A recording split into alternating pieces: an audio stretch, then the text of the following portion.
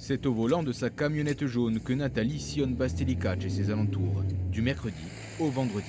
Avant le confinement, c'était tous les jours, mais au vu de la situation, la Poste a dû adapter ses tournées, une manière de garder toujours un lien avec la population. Bonne journée, et toi, ça va? Bon, courage. Et vous n'êtes pas inquiète? Pas du tout, on s'approche pas des gens. Eux, ils sont contents de nous voir, ça les rassure. Et nous aussi, on est contents de voir les clients. Alors allez-y, c'est de suite à droite. Moins de personnel donc pour distribuer le courrier, la même chose dans les bureaux de poste.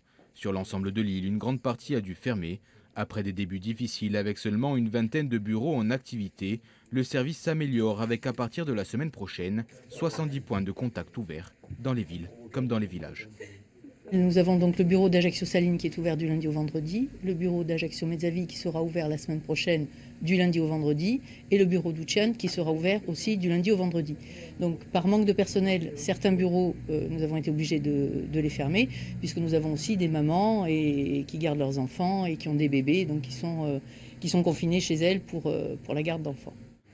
Malgré ces mesures, certains secteurs de distribution ont plus de retard que d'autres. En cause, le taux d'absentéisme, mais aussi la suspension des avions postaux.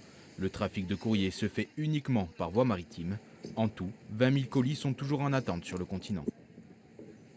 Il a fallu mettre en place des brigades alternées pour qu'il y ait de l'espace entre les personnes, plus les gardes d'enfants, les suspicions, etc., les désinfections.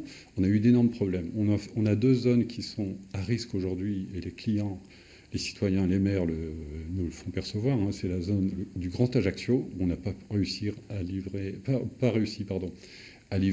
suffisamment de courriers et de colis. Et San Nicolao où on a dû fermer complètement la plateforme. Autre nouveauté, les prestations sociales pourront être retirées directement via les distributeurs automatiques devant les bureaux de poste.